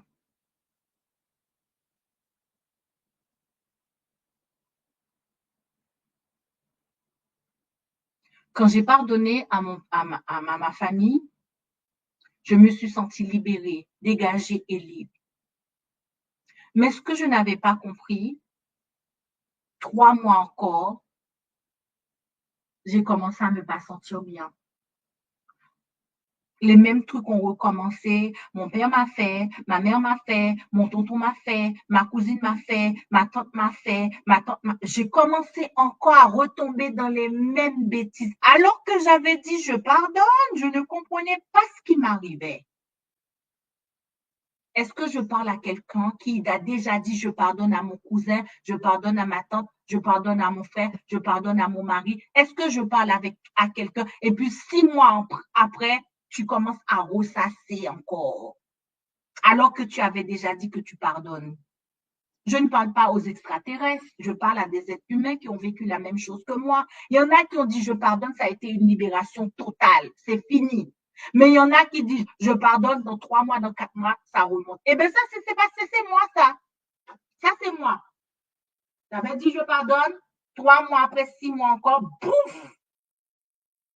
Oh, il m'a dit, il m'a fait, il m'a dit, il m'a fait, il m'a dit, il m'a fait. Je ne comprenais pas comment sortir de ça, comment sortir de ces choses-là, alors que j'avais déjà dit je pardonne. Et puis un jour, un matin comme ça, ploup, la pensée est remontée dans ma tête. Qu'est-ce qui se passe?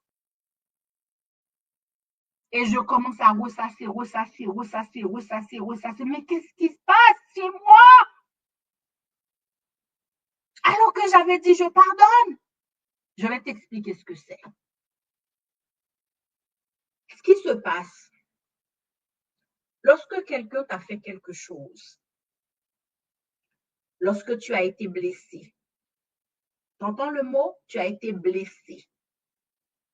Une blessure, ça donne des coupures. Par exemple, les blessures physiques, c'est sur la peau, tu vois la blessure. Mais les blessures émotionnelles, psychologiques, on ne les voit pas. Comme on ne les voit pas, on n'a pas tendance, en fait, on a du mal à voir l'ampleur de la blessure. Si tu as dit je pardonne, c'est bien, mais dans cette blessure, il peut se passer qu'il y a de la douleur et de la souffrance qui est là. S'il y a la douleur, s'il y a la souffrance, à n'importe quel moment, le diable peut aller dans la douleur et dans la souffrance pour agiter la blessure. Mais maintenant, quand la blessure va s'agiter, parce que le diable est parti dedans, mais tu auras tendance à faire remonter, parce que le diable va faire remonter les mêmes choses, la même chose, le trauma.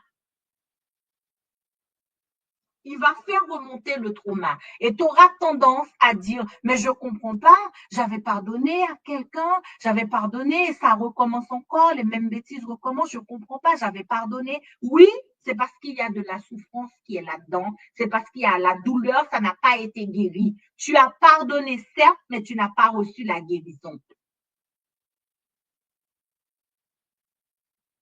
Tu as pardonné, mais tu n'as pas reçu la guérison. Puisque tu n'as pas reçu la guérison, la douleur et la souffrance de ta plaie, ça remonte. Et quand ça remonte, eh ben, si tu ressasses, tu recommences là-dedans dans la même chose, eh ben, le pardon et fait en sorte que, eh ben, tu recommences le même cycle, le cycle yo-yo. Je pardonne, je recommence, je pardonne, je recommence, je pardonne, je recommence, je pardonne, je recommence, parce que la douleur n'a pas été guérie. Souvent, dans les séances d'accompagnement, il faut faire la guérison de l'âme.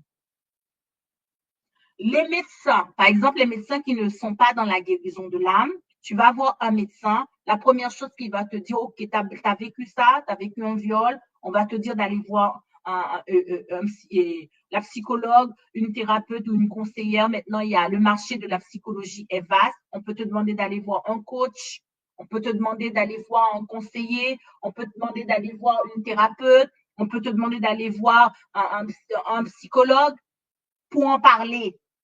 Maintenant, une fois que tu as fini d'en parler, on va te demander de prendre des médicaments. Pourquoi? Pour ta guérison. Les médicaments, vous voyez, la parole pour se libérer.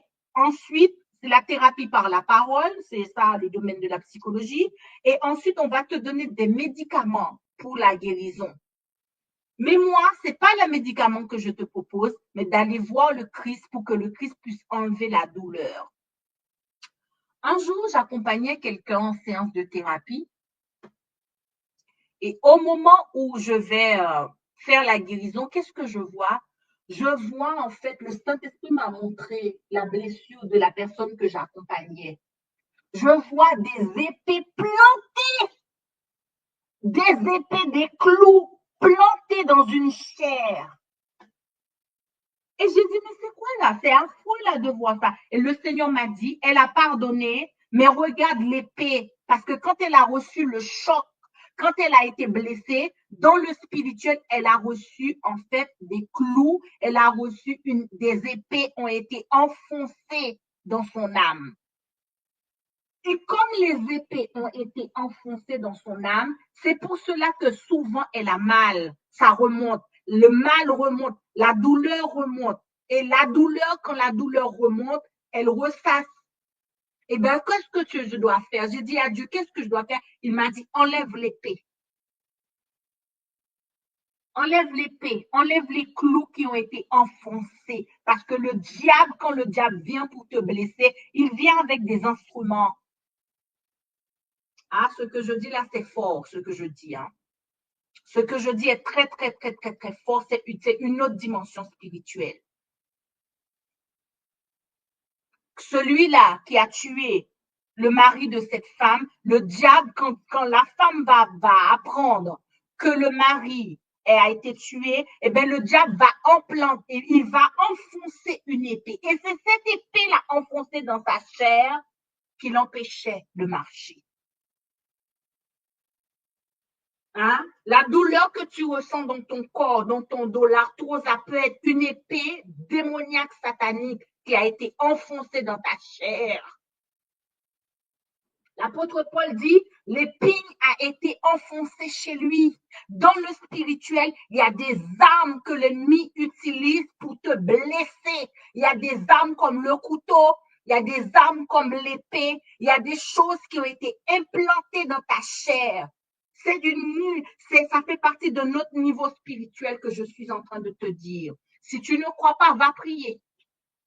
Va demander à Dieu ce qu'elle raconte là, Seigneur. C'est une bêtise, c'est quoi ce qu'elle est en train de raconter? Et le ciel va te révéler. La dernière fois, j'ai prié, j'ai dit, Seigneur, je pardonne, je pardonne, je pardonne, je pardonne, je pardonne, je pardonne. J'étais libre pendant 2 mois. Et puis un jour, je me lève, je me sens pas bien. Il m'a fait, elle m'a ceci. J'ai dit, mais qu'est-ce qui se passe, Seigneur? Et le Seigneur m'a montré des clous enfoncés. Et j'ai dit, Seigneur, que les clous soient enlevés, enlevés, enlevés, enlevés, enlevés, que la plaie soit fermée dans le nom de Jésus. La dernière prière que toi, tu vas faire, c'est de demander à Jésus que l'instrument qui a été utilisé pour te clouer, pour te blesser, la preuve, quand Jésus est sur la croix, quelles sont les choses qui ont été utilisées pour blesser Jésus? Les clous, l'épée. Eh bien, dans le spirituel aussi, il y a des armes qui sont utilisées pour nous faire du mal. La langue de vipère qui a été utilisée par ta collègue, c'est un couteau. Le couteau va rentrer où? Dans ta plaie. Des fois, tu ressens comme si on t'a donné un coup de couteau et tu ressens cela, n'est-ce pas? Il y en a même qui vont dire, quand j'ai entendu la nouvelle, c'est comme si j'avais reçu des décharges. Mais c'est ça dans le spirituel, ce sont des décharges spirituelles. Qui n'a pas compris? S'il y a quelqu'un qui n'a pas compris, je donne à la personne l'occasion de poser la question dans le chat. Est-ce que tu n'as pas compris? Qu'est-ce que tu n'as pas compris? Je prends 2 minutes, je laisse me dire, le temps d'écrire et de me dire qu'est-ce que tu n'as pas compris.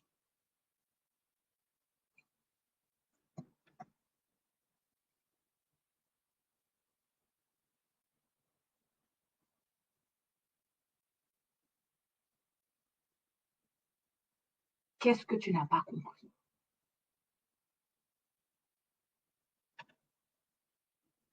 En attendant, Ninja, elle peut mettre la musique pour nous.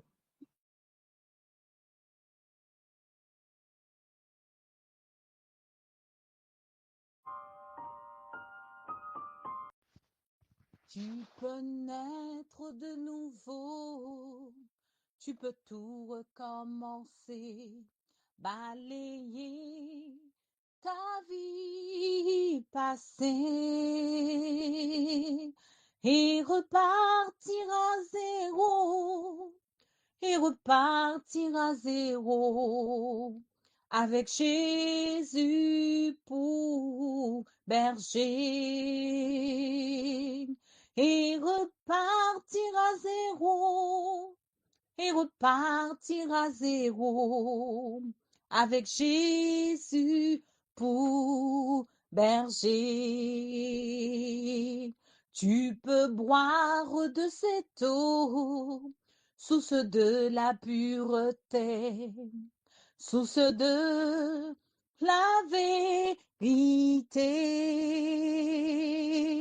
Tu peux boire de cette eau, tu peux boire de cette eau, source de l'éternité.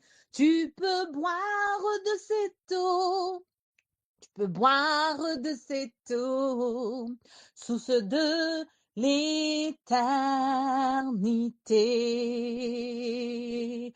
Tu peux être pardonné pour tous tes péchés passés, car Jésus a tout payé.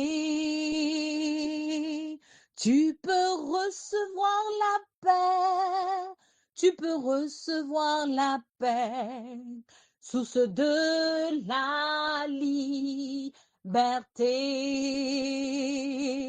Tu peux recevoir la paix, tu peux recevoir la paix, source de la liberté.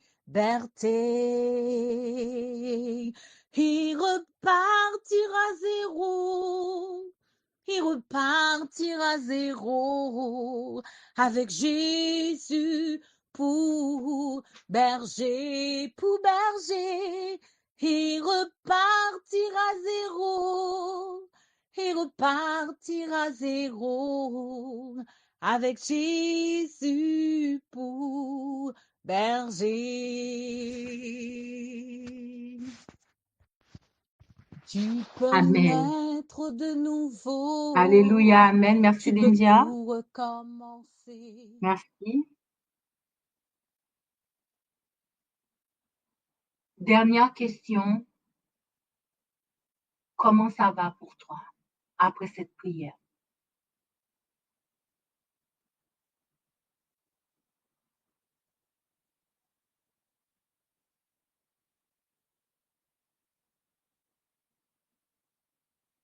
Dernière prière. Alors, Proverbe 6, 23 qui est connecté. Qu'est-ce que ça veut dire le monde spirituel? Dieu peut.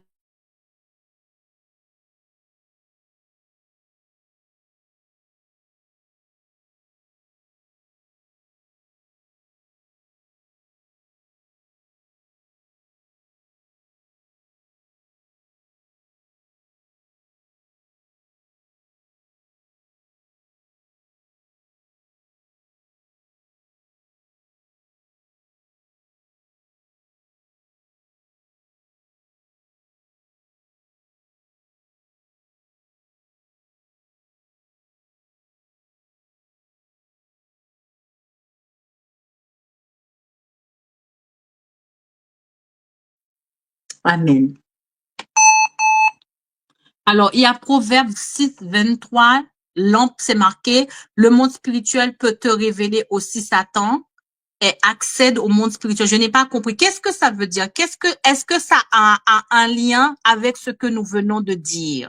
Expliquez-moi ce que vous voulez dire. Parce que la question que je vous ai posée, est-ce que ça va pour vous? Alors, je vois que égarer chaque fois le monde spirituel, il y a dessous des infos. Qu'est-ce que ça signifie pour vous? On n'a pas compris. C'est quoi le sujet? Qu'est-ce que vous voulez dire? Parce que des fois, on est en direct. Il y en a qui profitent pour écrire, mais dire quoi? Qu'est-ce que vous voulez dire? Parce qu'on n'a pas compris. On n'a pas compris, on est sur une thématique de guérison. On est sur une thématique de pardon. Qu'est-ce que ça veut dire? Qu'est-ce que ça veut dire? Qu'est-ce que ça signifie pour vous? Je vais faire la dernière prière. Dans cette dernière prière, s'il y en a qui veulent, s'il y a qui veulent que je prie pour eux. Vous pouvez m'envoyer juste un petit message en disant je veux qu'on prie pour moi. Je veux qu'on prie pour moi parce que j'ai une plaie, j'ai une blessure.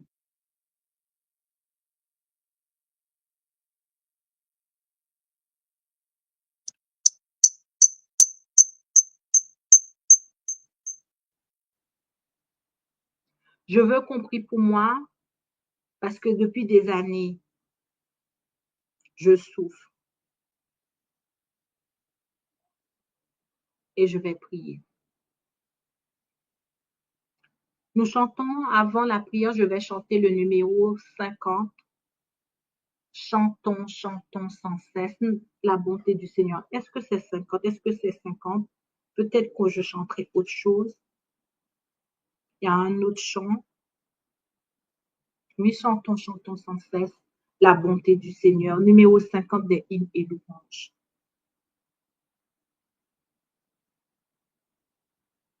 Chantons, chantons sans cesse la bonté du Seigneur, qu'une sainte allégresse remplisse notre cœur.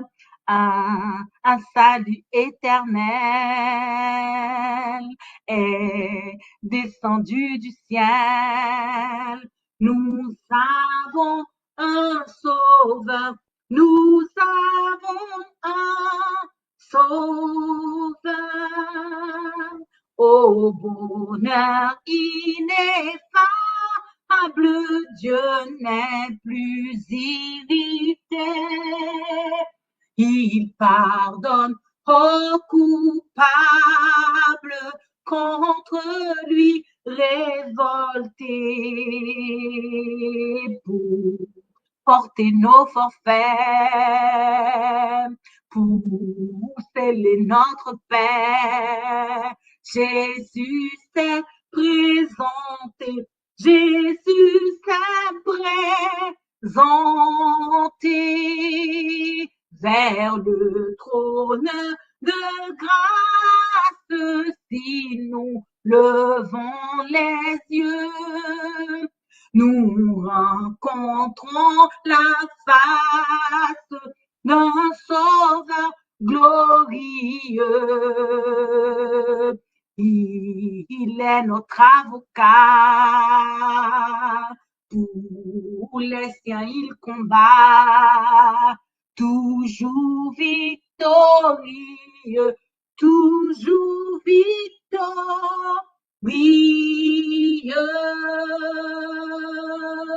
Alléluia, gloire à l'Éternel, gloire à Jésus-Christ, gloire au Saint-Esprit de Dieu. Père éternel, roi des rois, Seigneur des seigneurs, en cet instant, je voudrais te bénir, te louer, t'acclamer, te célébrer pour la grâce que tu nous accordes de pouvoir être avec nous et au milieu de nous. Tu as dit quand 2 ou 3 sont réunis, tu es au milieu de nous. Ce matin ou cet après-midi ou ce soir, nous avons confessé, nous avons demandé pardon et nous avons déclaré que nous pardonnons. Nous avons pardonné à ceux qui nous ont offensés. Nous avons déclaré, pour certains, c'était leur mère, leur père, leur mari, leurs enfants. C'était quelqu'un qui les avait fait du tort. Et nous avons pardonné. Nous avons dit que nous pardonnons et nous avons déclaré, je pardonne, je pardonne, je pardonne, je pardonne, je pardonne, je pardonne, je pardonne, je pardonne. Et nous avons pardonné. Seigneur, maintenant guéris-nous, guéris-nous, guéris-nous, guéris-nous, guéris-nous, guéris-nous, guéris-nous, guéris-nous, guéris-nous, guéris-nous. Esprit du Dieu vivant, guéris les âmes, guéris les cœurs, guéris, guéris, guéris, guéris, guéris. Envoie les anges, que les couteaux qui ont été plantés, que les clous, les aiguilles, tout ce qui a été implanté dans la chair, tout ce qui a été implanté pour nous faire du mal, pour nous blesser encore, que ces choses soient enlevées, enlevées, enlevées, enlevées, enlevées, enlevées, enlevées, enlevées, enlevées, alors que les choses sont en train d'être enlevées, qu'il se passe quelque chose, qu'il se passe des mouvements, qu'il se passe, Seigneur, qu'il y ait des gens qui ont envie de cracher, qu'il y ait des gens qui ont envie de vomir, qu'il y ait des gens qui ont envie de tousser, de bâiller, qu'il y ait de la délivrance et la guérison, que les couteaux soient enlevés,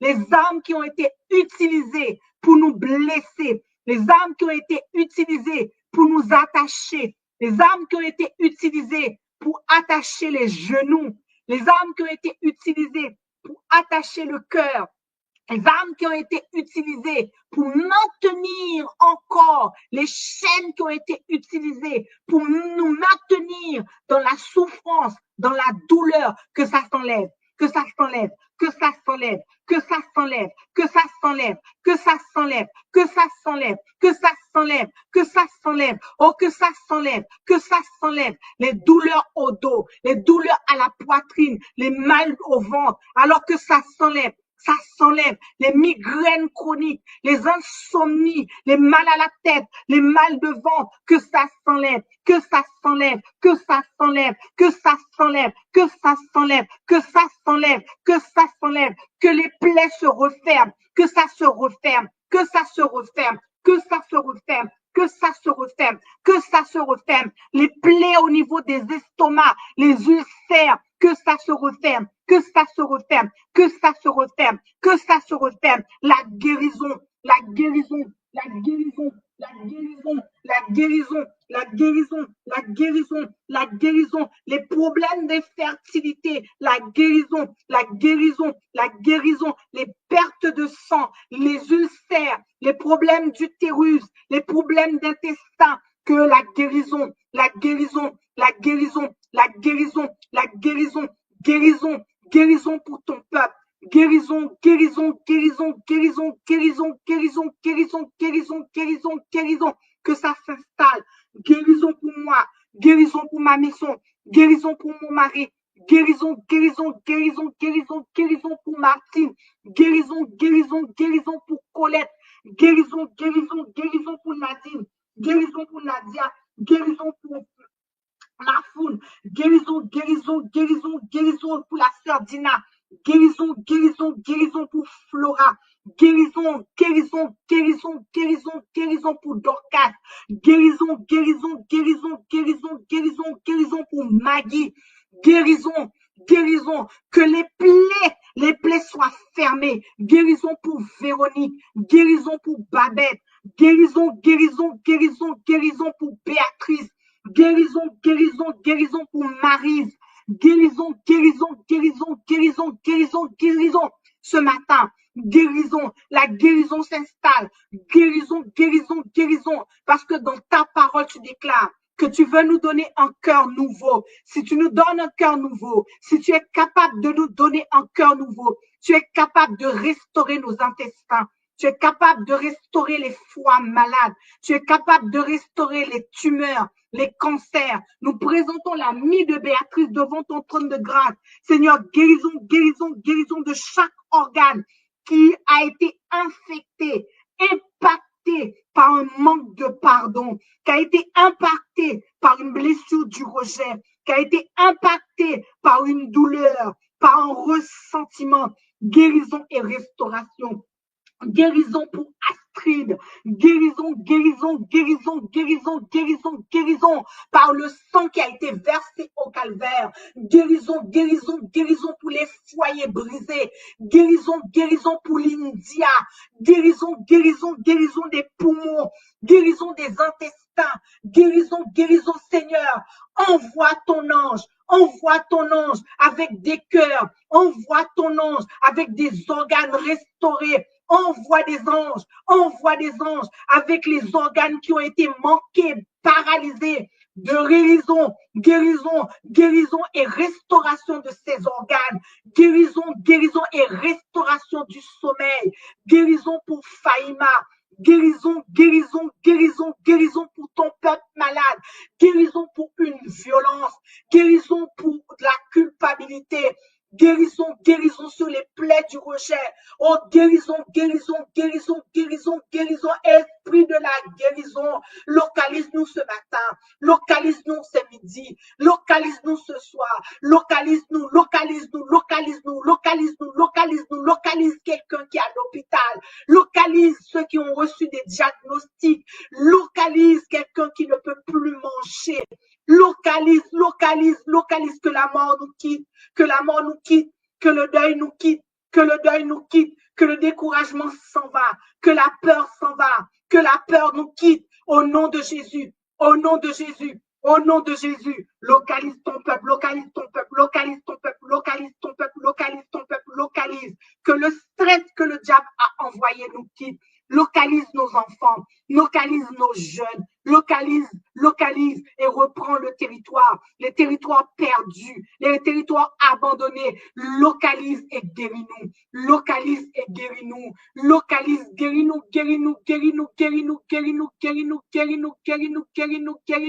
oh, qu'il se passe quelque chose, qu'il y ait des tremblements, qu'il y ait des secousses, qu'il se passe quelque chose au niveau de la radio. Dieu des miracles, agis,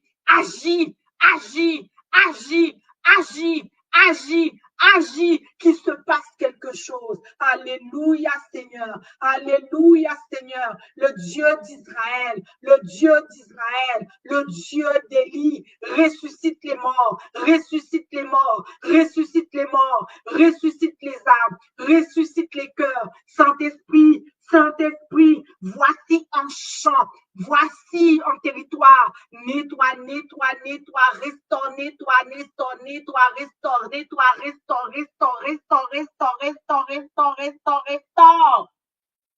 restaure les cœurs, restaure les âmes, restaure les malades, restaure,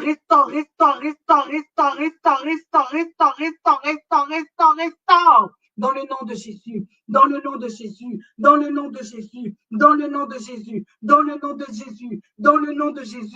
le nom de Jésus, restaure pour Isabelle, restaure les mariages, restaure les couples, restaure les enfants, restaure les finances, restaure les âmes, restaure les cœurs, restaure et sèche les larmes, restaure les vies,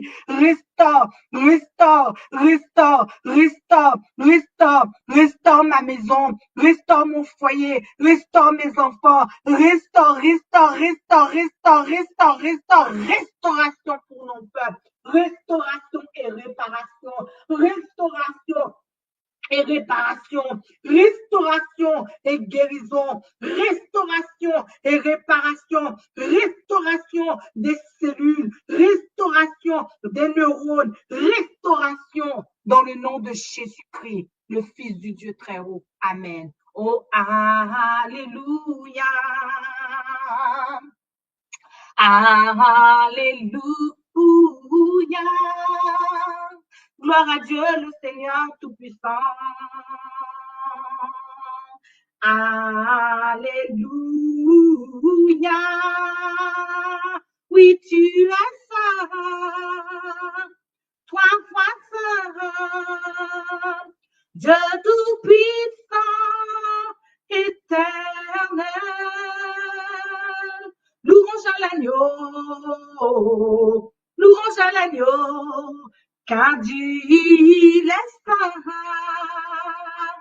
toi, saint, oui, Dieu Tout-Puissant, éternel. Louange à l'agneau,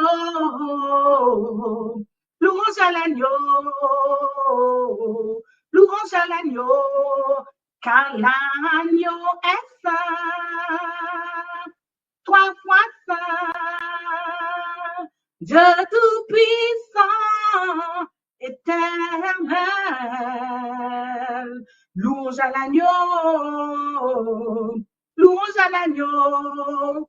Amen.